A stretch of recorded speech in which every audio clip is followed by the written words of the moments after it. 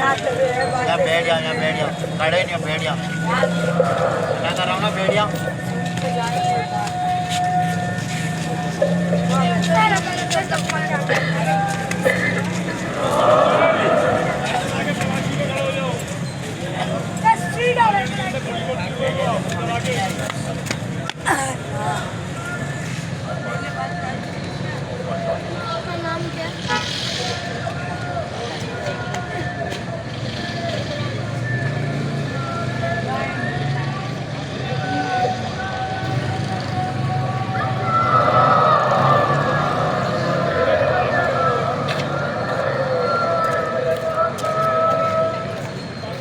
اعوذ باللہ من الشیطان الرجیم.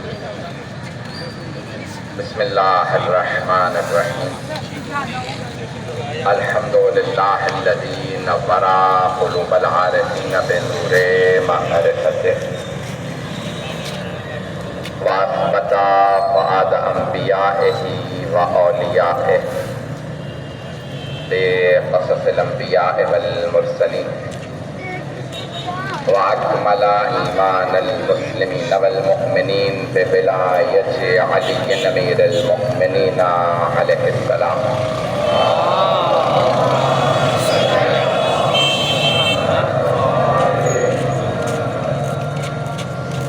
والصلاة والسلام والتحية والإكرام على أفضل الموجودات العبد المؤيد والرسول المسدد المصطفى الأمجد المحمود الأحمد أعني أبا القاسم محمد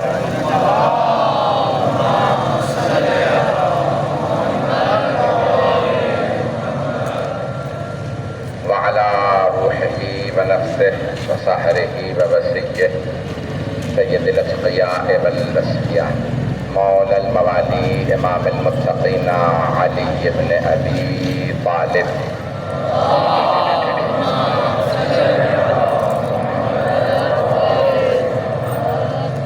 وعلى أوصيائه لا سيما بقية الله في الأرضين روحي وأرواح العالمين لتراب مقدمه الفداء واللعنة الدائمة على أعدائهم أجمعين من الآن إلى قيام يوم الدين. أما بعد فقد قال علي بن أبي طالب عليه الصلاة والسلام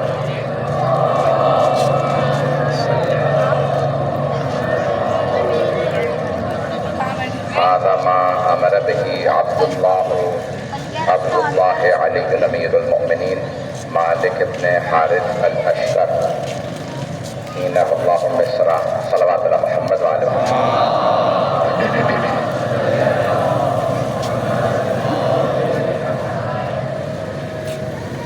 حضران گرامی، ہم نے کل جس اشرے کو جس عنوان سے شروع کیا اس اشرے کو وہ ہے عہد نامہ مولا امیر المؤمنین علیہ. نہج البلاغہ کے 3 حصے ہیں. خطبات ہیں مولا امیر علیہ السلام کے، پھر مکتوب ہیں، اور پھر کلمات قصار. مختصر احادیث 480 مختصر احادیث ہیں.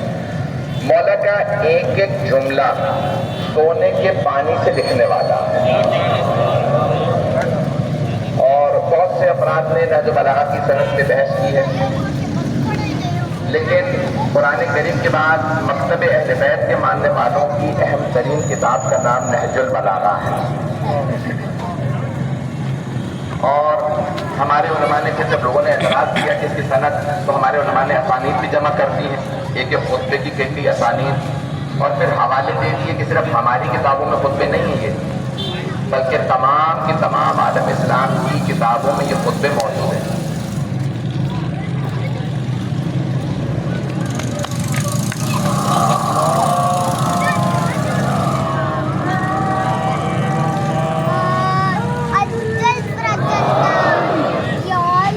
گرامی، مولا کے جو خط ہیں ان خطوط کی بے انتہا اہمیت ہے مکتوبات کی، لیکن نہج البلاغہ کی اسانید اس وقت ایک بہت بڑے عالم ہیں، لبنان میں رہتے ہیں، شیخ ساجد الموصلی کے نام سے، جنہوں نے تمام نہج البلاغہ جو کہ سید رضی نے جب جمع کی، مجمع کی توجہ ہے میرے ساتھ، جب سید رضی نے جمع کی تو سند کا سب سے بڑا کمال یہ ہوتا ہے لکھنے والا لکھے یہ خطبہ ملا، لیکن اس خطبے کا کچھ حصہ مجھے نہیں ملا. تو وہ خطبہ لکھ کے کہہ دیتے ممن ہاں اس خطبے کا یہ بھی حصہ ہے. درمیانی حصہ انہیں نہیں ملا جب جمع کر رہے تھے, جوانی میں انتقال کر گئے. بعد میں علماء نے وہ حصے بھی جمع کر دیے اور بتایا کہ مولا علیہ السلام کا یہ خطبہ اگر یہاں رہ گیا تھا تو اس کا یہ حصہ موجود ہے. تو اذان گرامی, لیکن سب سے بڑی بات ہم سند سے بھی زیادہ جس بات کو مانتے ہیں وہ ہے خود امام کا کلام. آواز سب کو آ رہی ہے میری؟ امام کا کلام ہے. خود مولا کائنات فرماتے ہیں کلام الامام امام الکلام. امام علیہ السلام کا جو کلام ہوتا ہے وہ تمام کے تمام کلاموں کا امام ہوتا ہے. یہ میں بات پہنچا پایا؟ اگر کہیں گے تو اور وضاحت کر دیتا ہوں. یعنی جو کچھ امام کہیں اور جو دوسرے کہیں جب مقایسہ کرو گے تو خود سمجھ میں آئے گا اللہ کے کلام کے بعد ساری مخلوقات کے کلام سے بالا تر یہ امام کا کلام ہوتا ہے. امام کا کلام ایسا کوئی امام سے مقابلہ نہیں کر سکتا. میں اس سے پہلے کہ آج مولا کے خط کو پیش کروں آپ کی خدمت میں اور مولا نے ابتدا میں جملے کیا کہیں, ایک جملہ سن لیجئے. میں جانتا ہوں مجمع میں مسلسل آ رہا ہے, میں ممبر وقت پہ لیتا ہوں. بعد میں مجالس کیا تھے کہ ایک مجلس آخر سے ہوتی ہے پھر ساری مجالس آخر سے ہوتی ہے. اذان گرامی, ایک عیسائی رائٹر لبنان کے, انگریزی میں کیا ان کا نام کرسچن تھے, جارج جورڈیک کے نام سے, بہت کتابیں لکھی ہیں انہوں نے. چند برس پہلے ان کا انتقال ہو گیا, 90 برس سے زیادہ, تقریباً 100 برس کے قریب تھے اور عیسائی تھے. خود کہتے ہیں کہ میں اپنی جوانی میں بہت بڑا خطیب تھا, لبنان کا سیاسی بھی اور اجتماعی پروفیسر تھے. ایک صرف ان کو دعوت دی کسی شیعہ نے اور کہا کہ یہ کتاب ہے, نام ہے نہج البلاغہ, ذرا اسے پڑھ لیجئے. تو کہتے ہیں میں نے کتاب لی اور فوراً سوال کیا کتنی پرانی کتاب ہے؟ تو تحفہ دینے والے نے کہا 1000 سال سے زیادہ پرانی. تو جارج جورڈیک کے عیسائی کرسچن خود کہتا ہے اپنی کتابوں کے اندر, اس نے مولا علی میں بہت زیادہ کتابیں لکھی ہیں, اپنی کتاب میں خود کہتا ہے جب میں نے سنا نا 1000 سال سے زیادہ پرانی کتاب تو میں نے اپنے آپ سے جملہ کہا میرے کس درد و غم کا علاج کرے گی اتنی پرانی کتاب. لکھنے والے کو کیا پتا میری آج ضروریات کیا ہیں. تو میں نے کتاب اٹھا کے رکھ نہیں پڑھی. ایک دن گھر میں بیٹھا تھا, ٹی وی دیکھ رہا تھا, اچانک دیکھا میں نے وہ کتاب جو تحفے میں لی تھی میں نے اب تک پڑھی نہیں, اٹھایا پیچھ سے کھول کے خطبہ پڑھنا شروع کیا. اس میں علی علیہ السلام کائنات کی خلقت بتا رہے تھے. اب ہے لوگ شاید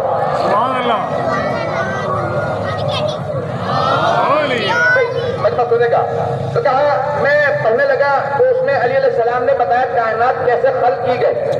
تو اس کا میں نے پڑھنا شروع کیا اور لکھا تھا اللہ نے ساری کائنات کو پانی سے بنایا. پریشان ہو گیا آپ. تو کہا میں نے ویسے جملہ پڑھا, آدھا خطبہ پڑھا, میں نے کتاب کو بند کیا. کہا 1000 سال پہلے جب نہ سائنس تھی, نہ لیبورٹری تھی, نہ فزکس تھی, نہ کیمسٹری تھی, یہ تو اللہ کے پاس سے آیا جسے سارا پتا. جب میں نے کتاب بند کر کے رکھ دی, ٹی وی لگایا, نیا چینل آیا تھا, نیشنل جیوگرافیکل چینل, امریکہ نے بنایا تھا. اس نے سائنس کو فلمی انداز سے دکھانا شروع کیا تھا کہ اس میں سائنسدان کہہ رہا تھا نہ معلوم دنیا کب بنی لیکن ہر چیز پانی سے بنی.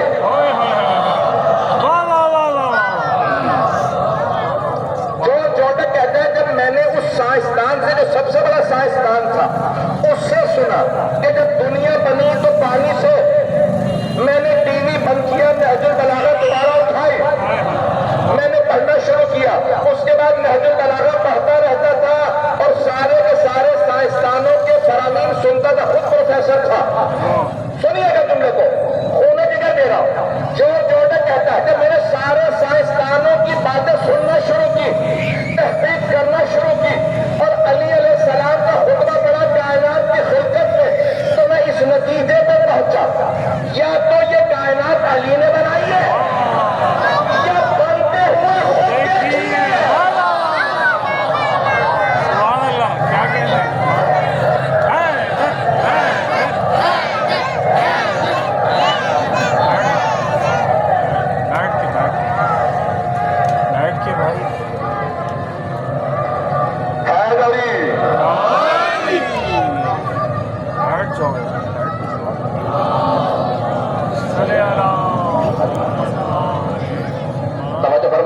جانے کے بعد ایک عیسائی نے جب مولا کائنات کے فرمان کو پڑھا تو وہ کہتا ہے میں اس نتیجے پہ پہنچ جاؤں کہ علی سے بہتر کوئی نہیں بتا سکتا دنیا کیسے بنی ہے، کن کن مراحل میں بنی ہے، خلقت کیسے ہوئی. نہج البلاغہ شاہکار ہے. اور اب مولا کے خطبوں کو دیکھنا، اور یہ سارے خطبے نہیں ہیں. جارج جارڈن سے کسی نے کہا، اس کی کتاب ہے الصوت العدالت الانسان، انگریزی کی کتاب، عربی میں ہے 6 جلدیں ہیں مولا امین علیہ السلام پہ، انگریزی میں ترجمہ ہے The Voice of Human Justice، عدالت انسانی کی آواز کا نام علی ہے. شاید پہنچ گئے، نام میں سب کچھ ہے. وہ کہتے ہیں انسانی عدالت، سارے انسانوں کو جمع کر لو، انسانی عدالت کی ایک آواز، وہ بھی علی. لکھنے والا شیعہ نہیں ہے، رافضی نہیں ہے، عاشق علی نہیں ہے، صرف پہچان گیا علی علی ہے.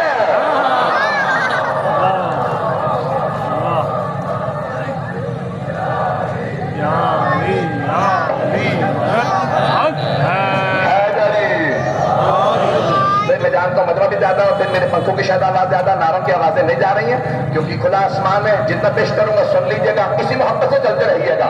تو نہج البلاغہ کے متعلق اور سن لیجیے جملہ. جارج جارڈن کہتا ہے، اس کی بے انتہا کتاب ہے، 2 جملے کہتی ہے، میں آگے بڑھنا چاہتا ہوں. پہلا جملہ اپنی کتاب کے شروع میں لکھتا، یا علی اگر میں عیسیٰ کو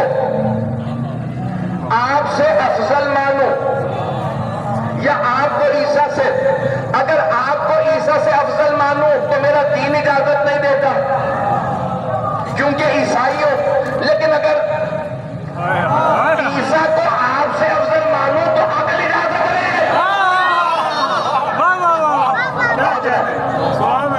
بے شک، اسی محبت سے چلیے گا. ہاں ہاں ہاں، بے شک بے شک، سبحان اللہ. کیا کیا حیدری. میں جانتا ہوں، مجھے بتایا گیا کہ کل 6-7 محرم جو پچھلے سال تھا، آج ہم نے پہلی محرم میں تو صرف سیکیورٹی کی دعائیں کر سکتا ہوں. سب کے سب اہتمام کر رہے ہیں اور ہمیں خدا گواہ ہے کوئی ڈر نہیں، کوئی خطرہ نہیں ہے. جہاں افراد کہتے ہیں سیکیورٹی کا خطرہ ہے گھر بیٹھو، وہاں ہمارے مکتب کے صرف مرد نہیں، خواتین بچوں کو لے کے مجلسوں میں آتی ہے. بے شک، کیسے حیدری. بس پہ چلتے رہیے گا. میں نے کہا تھا 2 جملے کہے بغیر آگے نہیں بڑھ سکتا. جارج جارڈن کے پہلا پیش کر دیا، دوسرا بھی سن لیجیے. جب جارج جارڈن کی اتنی کتابیں چھپ گئی نا مولا امین علیہ السلام پہ، تو کسی نے اسے دعوت دی. اب پاکستان کے سیاسی حالات میں نام لینا مجبوری ہو جاتا ہے، تو وہ دعوت دی کسی عرب شیخ نے، کسی سیاستدان نے، اور کہا بھئی آپ نے اتنی کتابیں لکھی ہیں عیسائی ہو کے، کرسچن ہو کے، مسلمانوں پہ، تو ہم آپ کو پیسے دیں گے، پروفیسری دیں گے، بہت زیادہ پیسے دیں گے. ذرا ایک آدھی کتاب ہم نام بتاتے ہیں، ان پہ بھی لکھ دو، نام میں نہیں لوں گا. انہوں نے کہا کتنے پیسے ملے شیعوں سے؟ اس سے زیادہ میں دوں گا. تم سوچ نہیں سکتے جتنے پیسے دوں گا. لکھو اس پہ جس پہ میں کہوں گا. تو جارج جارڈن نے قلم توڑ کے بس ایک جملہ کہا مجھے پیسے نہیں ملے، میرے نفس و دماغ پہ علی غالب ہے. فیصلہ یہ کیا ہے، لکھوں گا تو علی پہ، بولوں گا تو علی پہ. سبحان اللہ.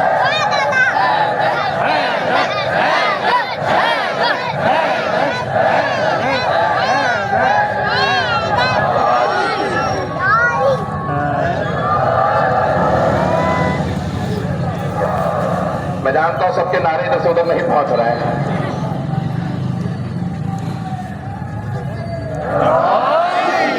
توجہ فرما رہے ہیں جانے کے نام. ہمیں فخر ہے، ہم ایسے امام کے ماننے والے بے ہیں. شک بے شک. دنیا کے پاس ایک ایسا امام نہیں، ہمارے پاس 12. یہ ہمارا فخر ہے. عزیزان گرامی، ہمیں فخر ہے کہ ہم ایسے کے غلام ہیں. سبحان اللہ. بے شک بے شک. لوگ آقا ہونے پہ، سردار ہونے پہ، پیسے والا ہونے پہ ناز کرتے ہیں، ہم علی کا غلام ہونے پہ.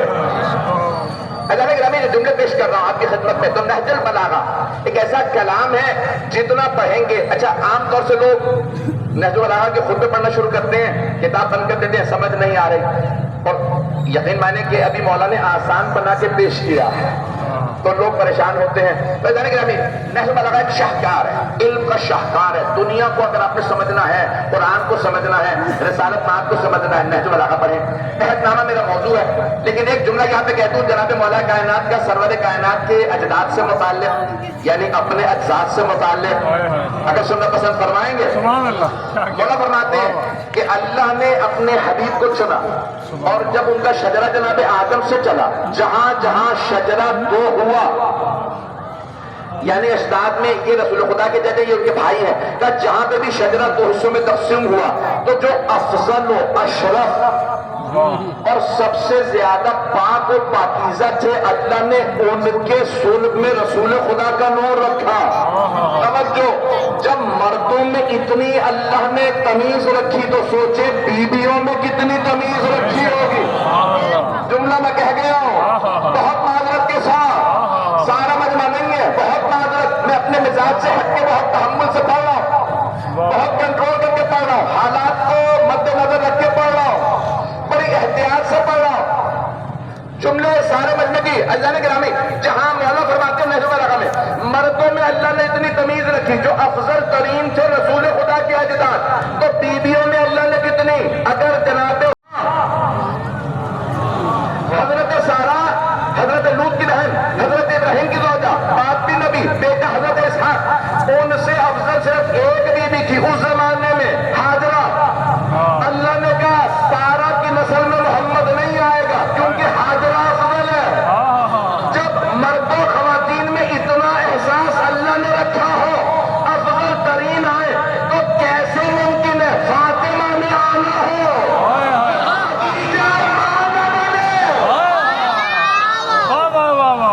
سبحان اللہ، کیا کہنا ہے؟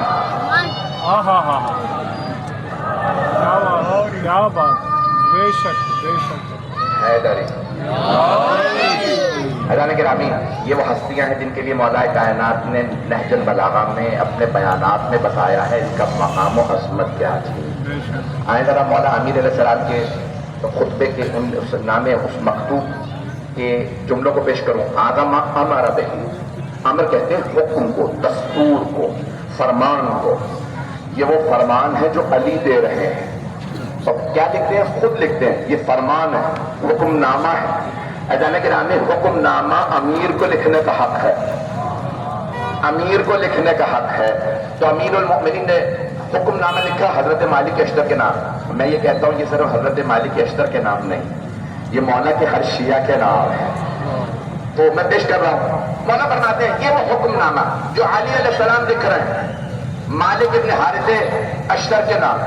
حضرت گرامی، یہ باپ کا نام لکھنا اسلام میں آپ نے دیکھا بڑی اس کی تاکید کی گئی ہے۔ پاکستان اسلامی ملک ہے، ہمارے تو پاسپورٹ کے اندر بھی ولدیت ہوتی ہے، شناختی کارڈ میں بھی ولدیت کا خانہ۔ آپ اسکول میں جائیں تو بچہ نام لکھنے کے ساتھ میں ولدیت میں لکھو۔ اسلام میں ولدیت بڑی اہم ہے، ممبر سے بڑی ذمہ داری سے کرو۔ ہمارے یہاں فقہ میں بڑا مسئلہ، صرف اسی کے پیچھے نماز ہوتی ہے جس کے باپ کا پتہ ہو۔ ابھی بھی سارا ممبر پہ ہو، اس سے زیادہ کھول کے نہیں پڑھ سکتا۔ اسلام میں ولدیت کا بڑا دخل ہے، اس کے پیچھے نماز قبول نہیں، جس کی ولدیت معلوم ہے اس کی گواہی قبول نہیں، جس کی ولدیت پتہ نہ ہو اس کا فیصلہ قبول نہیں۔ وہ قاضی نہیں بن سکتا، کچھ لوگ پہنچ گئے، جج نہیں بن سکتا،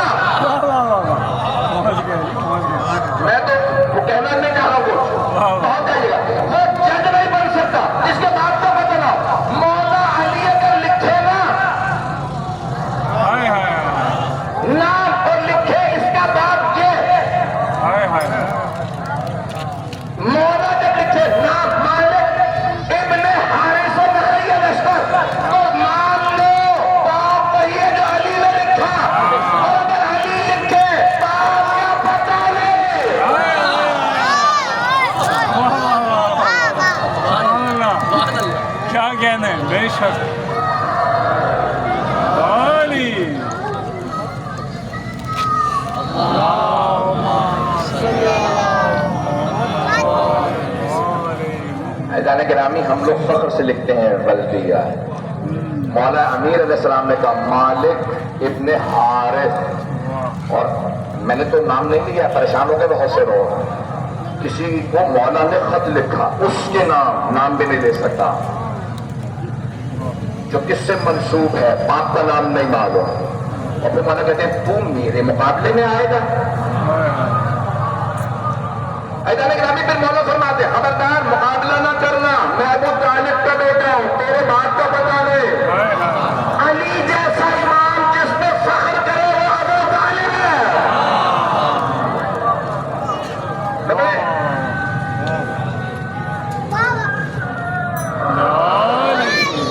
میری باتیں میری باتیں کرا تو نہیں گزر رہی.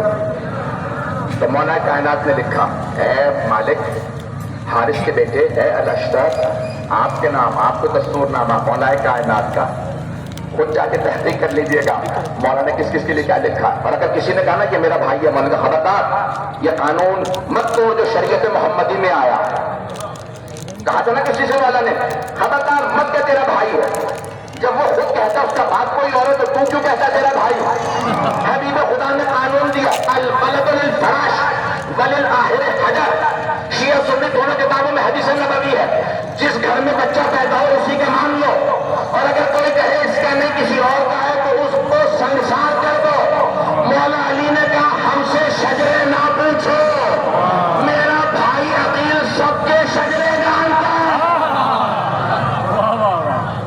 ایزان گرامی بڑی ذمہ داری سے جملے ادا کر کے آگے بڑھ رہا ہوں، بہت ذمہ داری سے، کہ جناب مولا کائنات مالک جو حارث کا بیٹا ہے، جو اشتر ہے، جو نخعی قبیلے سے ہے، حضرت کمیل میں زیادہ نخع قبیلے کے لیے مولا نے فرمایا تھا اس قبیلے کے اکثر لوگ جنت میں جائیں گے کیونکہ سب کے سب میری ولایت کو مانیں گے.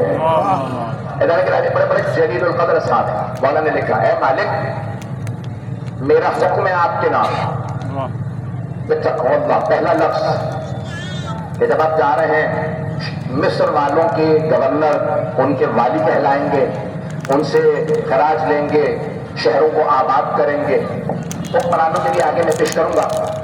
لیکن مولا فرماتے ہیں اے مالک پہلا میرا حکم ہے بتقوی اللہ، تقوی الہی اختیار کیجیے گا، متقی بنیے گا اور اللہ کی مدد کیجیے گا. بس ان دو جملوں کو اگر آج میں تشریح کر دوں تو آج کی مجلس ہو گئی. پہلا جملہ تقوی اختیار کیجیے گا. تقوی کی ڈیفینیشن کیا ہے؟ کچھ لوگ کہتے ہیں اللہ سے ڈرو، کچھ کہتے ہیں پرہیزگاری. بعض مولویوں نے اللہ سے اتنا ڈرایا ہے کہ مخلوق دور ہو گئی ہے. محبت سے سنیے گا ایزان گرامی، اللہ ڈرنے والی نہیں محبت والی ہے. وجود کا نام ہے، ہستی کا نام ہے. کبھی ایسا نہ ہو کہ ہم اتنا ڈراتے کہ لوگ اللہ سے دور ہو جائیں. تقوی اختیار کرو، اللہ سے مت کرو، اپنے گناہوں سے کرو. پتہ نہیں میری بات پہنچی یا نہیں؟ اپنے گناہوں سے کرو، اللہ سے مت کرو. وہ عادل ہے. اگر گناہ بھی کر لو تو پلٹ کے جاؤ گے کہاں؟ ارسطو سے منسوب ہے یہ جملہ، سن لیجیے گا. فلسفے میں آج تک پیش کرتے ہیں یونان کے لوگ. یقین مانے جتنی میری اس وقت حالت ہے پسینے کی وجہ سے، یونان کا فلسفہ ارسطو، افلاطون، سقراط، یہ ارسطو سے منسوب ہے جملہ. کہ ارسطو نے کہا تھا خدا شکار کرنے نکلا ہے اور لوگوں سے کہتا بچو. شکار کرنے والا خود جب وہ شکار کر رہا ہو تو بچ کے جاؤ گے کہاں؟ 500-600 سال گزر گئے تھے، ارسطو کے اس سوال کا کوئی جواب نہیں دے سکا تھا. تقویٰ کیا ہے؟ دو جملے میں مولا علی کا فرمان سن لیجیے.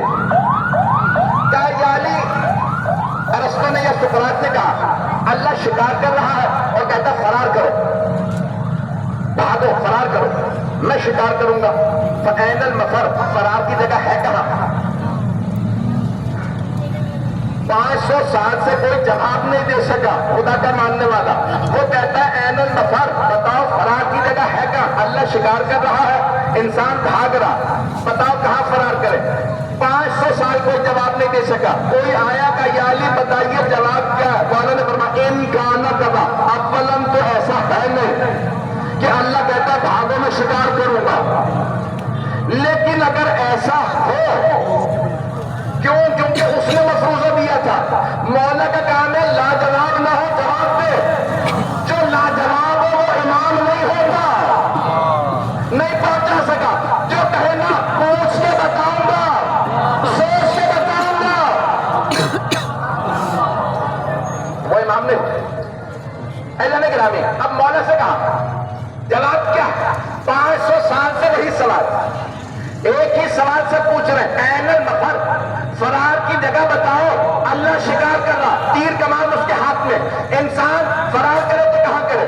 تو مولا نے جواب دیا ان کانا کذا، اگر ایسا ہے کہ اللہ شکار کر رہا اور تم بھاگ رہے ہو، فرار کی جگہ تلاش کر رہے ہو، ففروا الی اللہ، تو پھر بھاگ کے اللہ کے پاس چلے جاؤ.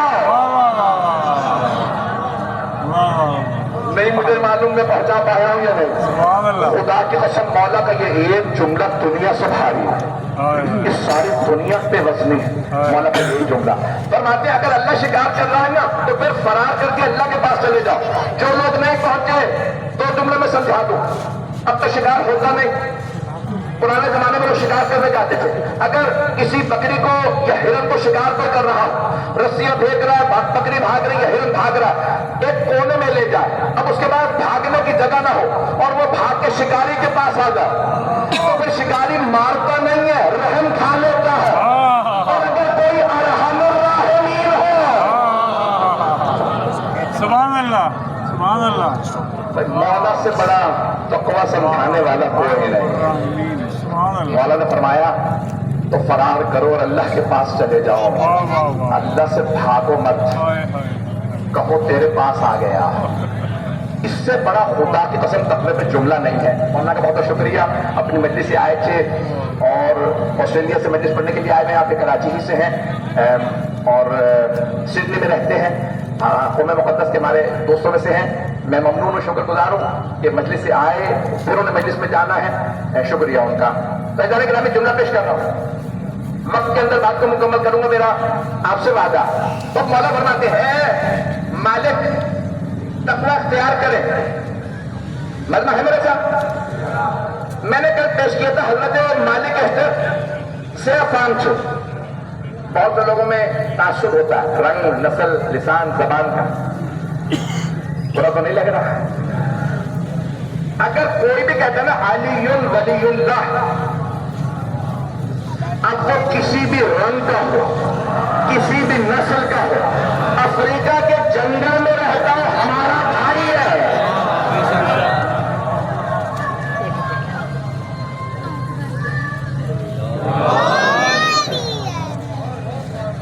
میری بات بہت نہیں جانے کے بعد حضرت مالک کے اسٹیپ سے آپ کہاں پہ گزر گئے؟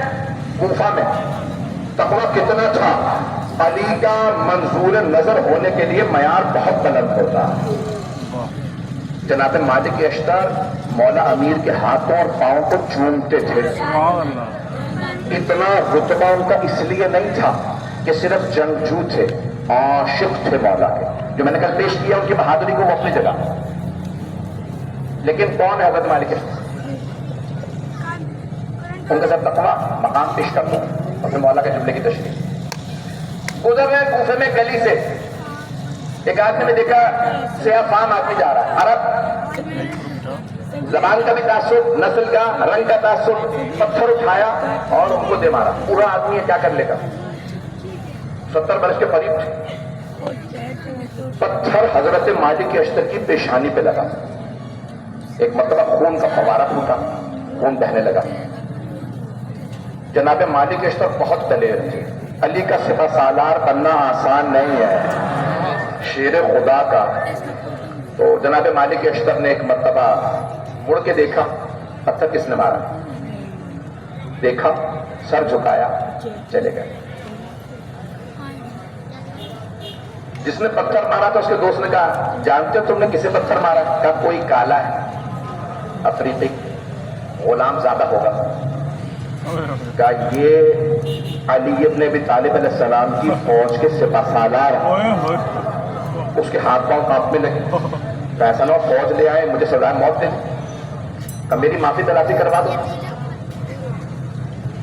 میں پاؤں پکڑ لوں گا, لے چلو کہ چلو میرے ساتھ. سب سے پوچھ رہے ہیں, ایک سیاہ فام آدمی دیکھا ہے پیشانی سے خون بہ رہا, کہاں؟ اس طرف گئے گلی میں. دوسرے سے پوچھا, ایک سیاہ فام آدمی دیکھا افریقی, کہاں؟ مسجد میں گئے. دیکھا باہر ان کے نالین رکھے, انتظار میں دونوں کھڑے ہو گئے. جناب مالک اسد جیسے ہی مسجد کوفہ سے باہر آئے وہ آدمی قدموں میں گر گیا, رو رو کے کہنے لگا مجھے پتا نہیں تھا آپ کون ہیں, میں نے غلطی سے پتھر مار دیا, مجھے معاف کر دیجیے. قدموں میں گر کے کہا مجھے پتا نہیں تھا آپ کون ہیں. وہ کیا کہہ رہا تھا پتا نہیں تھا؟ دنیاوی عہدہ. مجھے نہیں پتا تھا آپ آرمی چیف ہیں. یہی تو کہتے ہیں آپ کی زبان میں. مجھے نہیں پتا تھا آپ سپہ سالار ہیں, مولا علی کی فوج کے سپہ سالار. میں نے پتھر دنیاوی عہدہ گنوایا, مجھے معاف کر دیجیے. جناب مالک اشتر نے ہاتھوں سے پکڑ کے اٹھایا کہ میں ابھی 2 رکعت نماز مسجد کوفہ میں پڑھ کے تیرے لیے توبہ کر کے آیا ہوں. پروردگارا اسے معاف کر دے, اسے نہیں پتا میں کون ہوں. وہ دنیا کہہ رہا تھا, وہ آخرت بتا رہے تھے.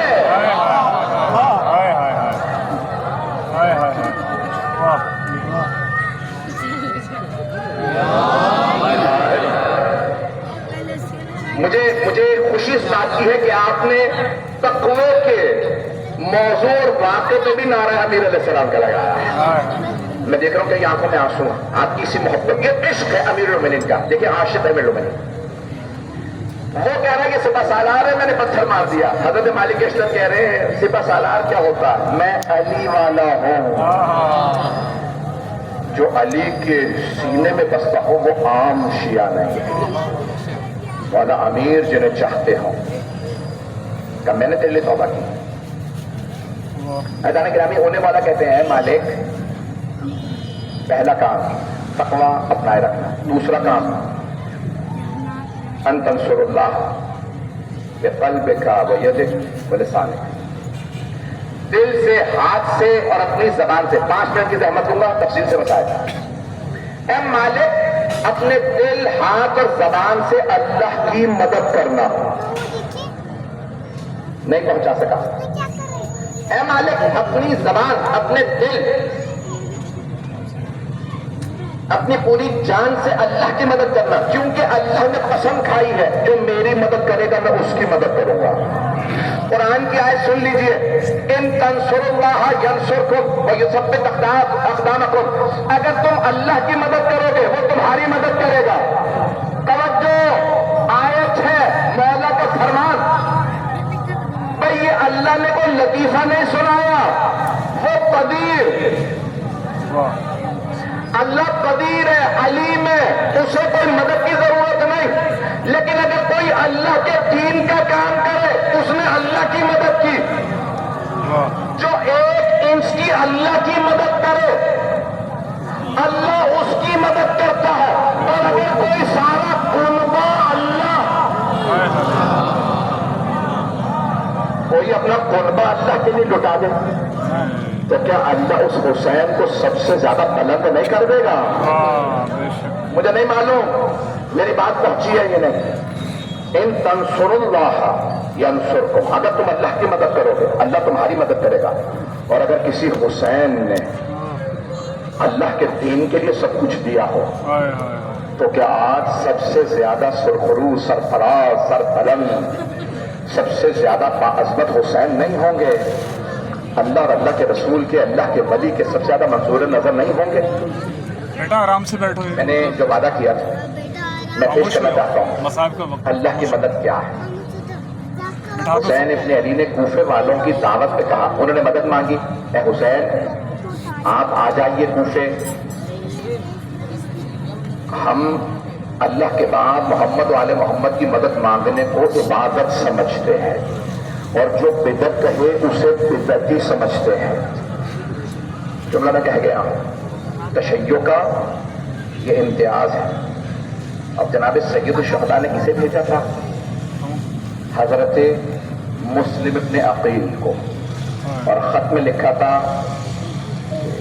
انی باعث الیکم اخی وابن عمی وثقتی مسلم ابن اخی، اے کوفے والوں میں اپنے بھائی، اپنے چچا کے بیٹے اور ایسے آدمی کو بھیج رہا ہوں جس پہ میرا اعتماد ہے، میرا بھروسہ ہے۔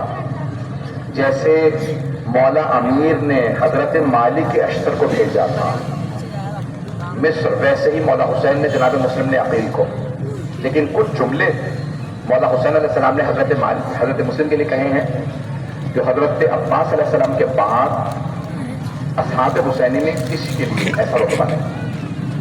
حضرت عباس کا رتبہ سب سے بڑا ہے، حضرت عباس حضرت علی اکبر علیہ السلام۔ 5 منٹ کی زحمت دوں گا، تھوڑے سے فضائل کچھ میں مسائل۔ حضرت مسلم نے عقیل، شاید میں نے گزشتہ برس پیش کیا کسی مقام پہ، مجھے بھی یاد نہیں ہے، اگر میں نے یہیں پہ پڑھا تھا تو معاف کر دیجیے گا، دوہرا رہا ہوں گا۔ جب جناب مولا امیر نے کہا تھا نا جناب عقیل سے، بھائی میں ایسے خاندان میں شادی کرنا چاہتا ہوں جہاں بچے وفادار بھی ہوں، بہادر بھی ہوں۔ کیوں جناب عقیل سے کہا؟ کیونکہ وہ سب کے شجرے جانتے تھے۔ توجہ، مولا علی سے زیادہ قابل نہیں تھے حضرت عقیل، کیونکہ مولا علی امام ہے۔ جناب عقیل کو بتانا مقصد یہ تھا کہ کربلا کی تیاری ہو رہی ہے، میں ایک ایسا بیٹا چاہتا ہوں جو میری نمائندگی کرے۔ تو جناب عقیل نے فوراً سوچا پھر میرے ہاں بھی ایسا بیٹا ہو جو میری نمائندگی کرے۔ تو ایک مرتبہ انہوں نے شادی کی اور ان کے ہاں جناب مسلم پیدا ہوئے، مسلم ابن عقیل۔ اور یزید کے باپ نے جناب عقیل سے کہا، عقیل میں نے سنا ہے آپ نے اس بڑھاپے میں آپ شادی کر رہے ہیں؟ کہا ہاں۔ کہا کیوں؟ کہ میرے ہاں ایک ایسا بیٹا پیدا ہوگا کہ وہ تیرے اس تخت پہ چڑھ کے تیری بھی ناک کاٹ دے گا، اتنا بہادر ہوگا۔ تو اس وقت معاویہ نے بس ایک جملہ کہا تھا کہ کیسے ہو سکتا ہے میری حکومت، میری فوج۔ جب جناب مولا حسین نے بھیجا تھا نا شام پہلی مرتبہ جناب مسلم نے عقیل کو، تو جناب مسلم نے عقیل نے دربار میں کھڑے ہو کے کہا تھا میں حسین ابن علی کا پیغام لایا۔ کہ کون ہو؟ کہا نا مسلم ابن عقیل، عقیل کا بیٹا مسلم۔ کہ کون سے عقیل؟ کا عقیل ابن ابی طالب۔ کہ میں تمہارے باپ کو جانتا تھا، وہ نوجوان تمہارے باپ مجھ سے مل چکے تھے، میں ان کو جانتا تھا۔ کون سے مسلم ابن عقیل ہو؟ کہا میں ہاشمی ہوں اور عقیل نے بڑی منتوں سے مجھے پایا تھا، میں حسین کا پیغام لایا۔ تو ایک مرتبہ یزید کے باپ نے چاہا میں آزماؤں عقیل نے مجھ سے کیا کہا تھا، کہا میں اگر تمہیں گرفتار کروا دوں، ہاتھوں پاؤں کو بدوا دوں، تو جناب مسلم نے عقیل نے سر اٹھا کے کہا اگر اتنی ضرورت ہے تو مقابلہ کر کے دکھا، میں تیرے تخت پہ چڑھ کے تیری ناک کاٹ دوں گا۔ وہ ہنسنے لگا۔ جناب مسلم نے کہا تو سمجھ رہا ہے میں مذاق کر رہا ہوں؟ تو چیلنج دے، میں عقیل کا بیٹا ہوں، میرے چچا علی نے میری تربیت کی ہے، کہ میں ہنس نہیں رہا تجھ پہ، تیرے باپ نے یہ جملہ کہا تھا تو نے سچ کر دکھایا۔ واہ واہ واہ، یہ تھے جناب مسلم۔ سبحان اللہ۔ عزیزان گرامی، جہاں میں لے جا رہا ہوں مجھے پورا یقین ہے کوئی ایسا نہیں ہوگا جو جناب مسلم کے مسائل کا ادراک نہ کرے۔ جناب مسلم بہت شجاع اور طاقتور تھے۔ جب آئے کوفے 16,000 یا 18,000 افراد نے بیعت کی۔ جناب مسلم نے خط لکھا مولا کوفے والوں نے میرے ہاتھ پہ بیعت کر لی، کیونکہ مولا نے کہا تھا مسلم کا ہاتھ میرا ہاتھ ہے۔ مولا آپ عراق چلے آئیے۔ جناب مسلم نماز پڑھانے مسجد کوفہ میں آئے۔ جب نماز پڑھا رہے تھے تو مسجد بھری ہوئی تھی، 16,000 نمازی تھے، اور جب نماز ختم کی تو ایک بھی نمازی ساتھ نہیں تھا۔ جناب مسلم کے 2 بیٹے تھے ابراہیم و محمد۔ جب مجمع مسجد سے نکلا اسی میں بچے بھی گم ہو گئے۔ آپ جانتے ہیں نا رش زیادہ ہوتا ہے تو بچے کا اگر کوئی ہاتھ نہ پکڑے بچہ گم ہو جاتا ہے۔ دونوں بچے کھو گئے۔ ایک درخت پہ چڑھ گئے کیونکہ سایہ نہیں تھا، رات کا وقت ہے۔ آوازیں آ رہی تھی مسلم کو مارو، مسلم کو قتل کرو۔ تو چھوٹے بھائی نے بڑے بھائی سے پوچھا یہ کون سے مسلم کی باتیں ہو رہی ہیں؟ بڑے بھائی نے کہا یہ ہمارے والد نہیں ہیں، تاکہ میرے بھائی کو صدمہ نہ ہو۔ دونوں ہاشمی بچے تھے، سمجھ گئے ہمارے بابا اس وقت مظلومیت میں ہیں، میں پورے مصائب نہیں پڑھوں گا۔ جناب مسلم جب کوفے کی گلیوں میں پوری رات، پوری شام گزر گئی، رات کو ایک دہلیز پہ کھڑے تھے، جیسے تشریف فرما ہوئے خاتون نے آواز دی، نام طاعہ ہے، مومنہ ہے، اے مرد مومن، پرآشوب دور ہے، رات کا وقت ہے، آپ میرے گھر کی دہلیز پہ کیوں بیٹھے، اپنے گھر کیوں نہیں جاتے؟ جناب مسلم نے کہا گھر وہ جاتا ہے جس کا گھر ہو، جو پردیسی ہوتا ہے اس کا گھر نہیں ہوتا۔ کہا لباس تو بہت اچھا ہے، چہرہ آپ کا اچھا ہے، کیسے گھر نہیں ہے؟ کہا میں مدینے کا رہنے والا ہوں، میں کوفے کا رہنے والا نہیں ہوں۔ کہا مدینے کے رہنے والے ہیں؟ کیا نام ہے؟ کہا مسلم ابن عقیل۔ کہا کون سی عقیل؟ کہا عقیل ابن ابی طالب۔ کہا علی سے کیا رشتہ ہے؟ کہا وہ میرے چچا بھی تھے، میں ان کا داماد بھی ہوں۔ بوڑھی خاتون تھی، فوراً ایک مرتبہ باہر آئی، کہا میں آپ کے چچا کی ماننے والی ہوں، میں مؤمنہ ہوں، میں ایمان رکھتی ہوں علی بن ابی طالب پہ، میرے گھر آ جائیے۔ کہا نہیں، میں نہیں چاہتا میری وجہ سے کوئی زحمت آپ پہ آئے، کوئی مشکل مصیبت آ جائے۔ عبید اللہ بن زیاد نے میرے خلاف دستور دیا ہے۔ کہا مجھے پرواہ نہیں ہے، آپ آ جائیے۔ جناب مسلم گھر میں جیسے ہی داخل ہوئے، مومنہ نے پوچھا کھانا لگا دوں، پانی لا دوں؟ کہ صرف پانی دے دیجئے، کھانا نہیں چاہیے، مجھے وضو کر کے تہجد کی نماز پڑھنا ہے۔ جناب مسلم نے تہجد کی نماز پڑھی، ابھی فجر کا وقت نہیں ہوا تھا، اپنا ہاتھ سر کے نیچے رکھا، کچھ دیر آرام کرنے کے لیے لیٹ گئے، جیسے ہی آنکھیں بند کی، خواب دیکھا مولا علی آئے ہیں، مسلم میں لینے آیا ہوں۔ جناب مسلم اٹھے، سمجھ گئے مولا علی چچا لینے آئے ہیں، میری آخری شب ہے۔ ایک مرتبہ اٹھے، فجر کی نماز پڑھ رہے تھے کہ اچانک آوازیں آنے لگی کہ فوج آ گئی ہے گرفتار کرنے۔ ایک مرتبہ جناب مسلم نے تلوار نکالی، جانے لگے جنگ کے لیے۔ اس مومنہ نے کہا بہت زیادہ فوج ہے، 300-400 سپاہی ہیں، آپ رک جائیں، باہر مت جائیں۔ جناب مسلم نے فرمایا تم نے مجھ پہ احسان کیا، مجھے ایک رات کی پناہ دی، میں نہیں چاہوں گا تمہارے گھر پہ میری وجہ سے حملہ ہو، میں باہر جا کے لڑ لوں گا، مجھے پرواہ نہیں۔ ایک مرتبہ حملہ ہوا، جناب مسلم بہت شجاع تھے، بہت طاقتور، تلوار چلانے لگے، پوری فوج کو مار دیا۔ جو سپہ سالار تھا اس نے عبید اللہ بن زیاد کو لکھا دوبارہ فوج بھیجو۔ جب اس نے تیسری یا چوتھی مرتبہ فوج منگوائی تو عبید اللہ نے کہا کہ کیا بات ہے، ایک آدمی گرفتار کرنا چاہتے ہو اور تیسری مرتبہ فوج منگوا رہے ہو؟ کہا تمہیں نہیں معلوم، یہ عام کوفی نہیں ہے، یہ علی کا خون ہے، یہ علی کا بھتیجا، علی کا شاگرد ہے، علی کا داماد۔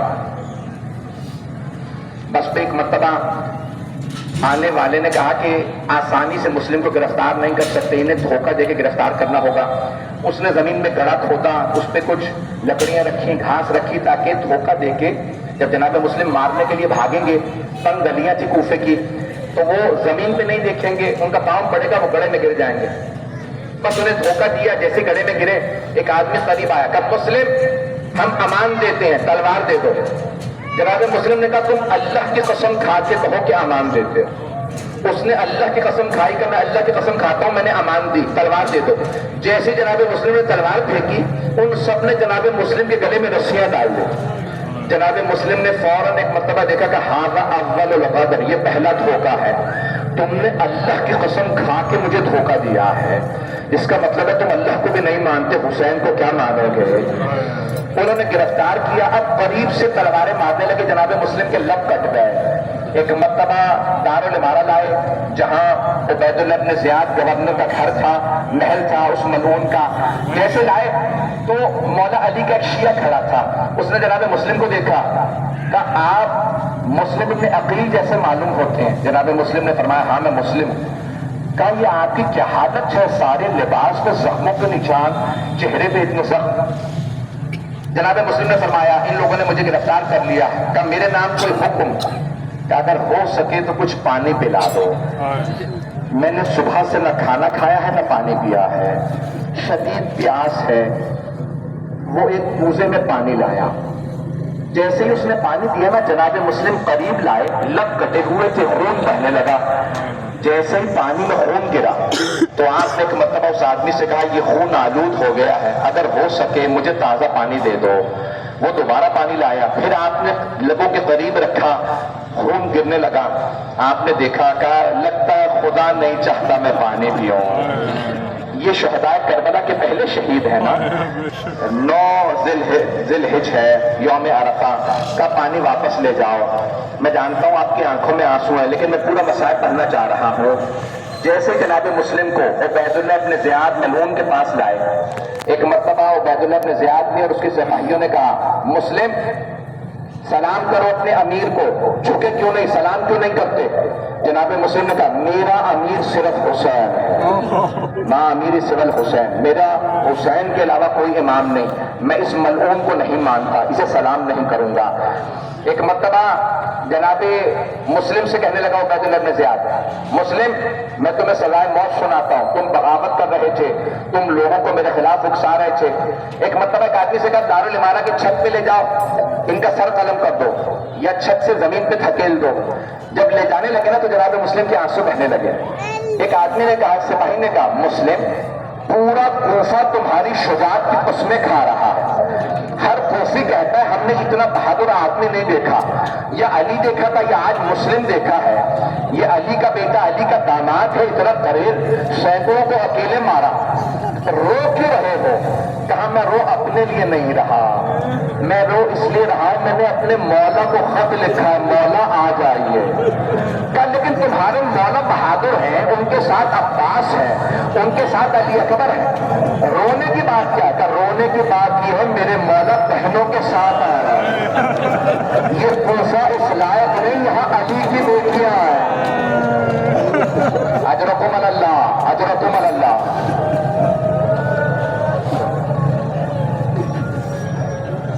میں جانتا ہوں سر جھکا کے لوگ روتے ہیں جب زیادہ رونا آتا ہے، اگر دیکھ سکے دیکھیے گا، نہیں تو آنکھیں بند کر کے ذرا دل سے چلیے گا۔ جیسے ہی جناب مسلم کو دارالعمارہ کے چھت پہ لے جائے، اگر دیکھ سکے ضرور دیکھیے گا، ایک ملعون نے دونوں ہاتھ پشت پہ باندھے، جناب مسلم کو گھٹنوں پہ لایا، جلاد نے خنجر کھینچا، جب چلانا چاہتا تھا نا تو ایک مرتبہ جناب سید الشہداء تڑپنے لگے۔ بڑے بڑے علماء کہتے ہیں جناب عباس مولا حسین کا چہرہ پڑھتے تھے، فوراً دیکھا کہ مولا کیا بات ہے، آنکھوں میں آنسو ہے، میں نے اتنا غمگین نہیں دیکھا آپ کو۔ جناب سید الشہداء نے فرمایا کہ عباس میری 2 انگلیوں کے درمیان دیکھو۔ بڑے بڑے جید علماء فرماتے ہیں جیسے جناب عباس نے دیکھا نا تو دیکھا کہ کوئی آدمی گھٹنوں پہ ہے، ہاتھ بندھے ہیں۔ جناب عباس نے فرمایا مولا کوئی بڑا ہی مظلوم آدمی ہے، کہ عباس غور سے دیکھو۔ جناب عباس نے دیکھنا شروع کیا کہ مولا اس کی ماں کھڑی ہے، اپنے برقعے کا دامن پھیلائے، کہ عباس اس مرد کو غور سے دیکھو۔ جناب عباس نے دیکھا، دیکھنے کے بعد مولا کہ میرا بھائی مسلم ہے، مولا مجھے معجزے سے کوفے پہنچا دے، میرا بھائی اکیلا، مولا میں مسلم کا دفاع کروں گا۔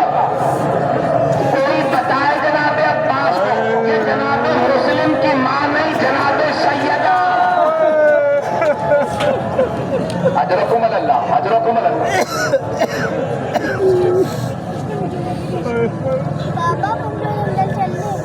ابھی تو میں مسائل پڑھوں گا، ابھی رونے میں بخل نہ کیجیے گا۔ جناب مسلم کی جیسے ہی شہادت کی خبر ملی نا، مولا حسین نے کہا عباس یہاں خیمے نصب کر دو، آج رات ہم یہیں رکیں گے۔ جیسے خیمے نصب کیے نا، مولا نے آواز دی عباس ذرا زینب کو بلا دو۔ آپ جانتے ہیں نا جب مولا حسین جناب زینب سے باتیں کر رہے تھے اسی دوران عبید اللہ بن زیاد ملعون جناب مسلم کے لاشوں کو کوفے کی گلیوں میں کرا رہا تھا۔ ایک مرتبہ جناب زینب کبریٰ آئیں، کہا بھیا کیا بات ہے؟ آنکھوں میں اتنے آنسو، چہرہ اتنا غمگین۔ مولا نے ایک مرتبہ جناب زینب کو دیکھ کے فرمایا زینب کوفے سے بری خبر آئی ہے، زینب ذرا رقیہ کو بلا دو۔ جناب زینب سمجھ گئی، اٹھی، کف رقیہ بھائی نے بلایا ہے۔ میرے تک دیکھیے گا سب، ایک مرتبہ فرمایا رقیہ بھائی نے بلایا، جناب رقیہ نے اپنی بیٹی کو آواز دی، عاتقہ چلو ماموں نے بلایا۔ جناب عاتقہ چلی، کس نے بلایا؟ ماموں نے۔ دونوں ماں بیٹی آئی، جیسے جناب رقیہ آئی نا، مولا حسین مسند سے کھڑے ہو گئے، آگے بڑھے، جناب عاتقہ کے سر پہ ہاتھ رکھا۔ جب ہاتھ رکھا نا، ہاشمی بی بی ہے، جناب عاتقہ نے سر اٹھا دے گا، ماموں جان میرے بابا خیریت سے ہے؟ مولا کے آنسو بہنے لگے، کہا بی بی اپنے آپ کو یتیم نہ سمجھنا، ابھی ماموں زندہ ہے۔ بچی سمجھ گئی میں یتیم ہو گئی، رونے لگی، بابا عید آ رہی تھی، بابا میرے بھائی آپ کے ساتھ تھے۔ بچی نے بہن شروع کیا، مولا سے برداشت نہیں ہوا، سب میرے دیکھے گا، آخری جملے پیش کر رہا ہوں۔ مولا نے برداشت نہیں کیا، آواز دی، زینب ذرا میری صندوقچی لا دیجیے۔ جناب زینب صندوقچی لائی، مولا حسین نے صندوقچی سے تو بالیاں نکالی، اپنے ہاتھوں سے جناب عاتقہ کے کانوں میں بالیاں پہنا، اور بچی سے کہا بی بی کل عید ہے، اپنے آپ کو یتیم نہ سمجھنا۔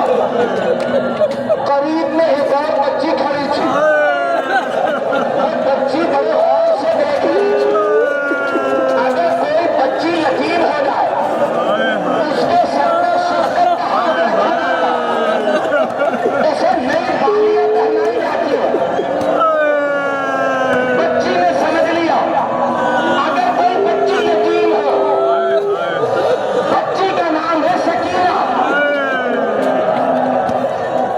بچی یتیم ہو گئی، شام غریبہ آ گئی، بی بی انتظار میں تھی، کوئی آپ تو اتنی بلند آواز سے روئے میری آواز نہیں آ رہی۔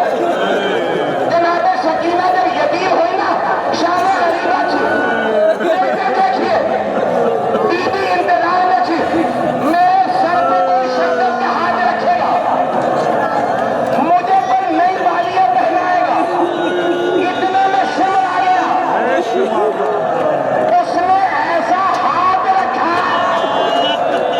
بی بی کا بالوں کو چھڑانا مشکل ہو گیا۔ جب اس نے بالیوں میں ہاتھ رکھا، بی بی نے آواز دی، چچا میرے کان رکھ دیے۔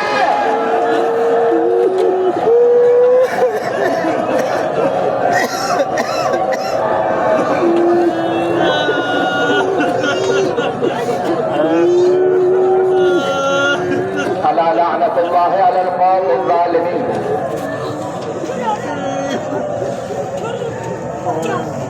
وسيعلم الذين ظلموا أي منقلب ينقلبون۔ دو جملے دعا کے، میری درخواست ہے کہ لوگ نہیں شروع ہو، میں جانتا ہوں وقت ہو گیا، ہاتھوں کو بلند کر کے میری طرف دیکھو۔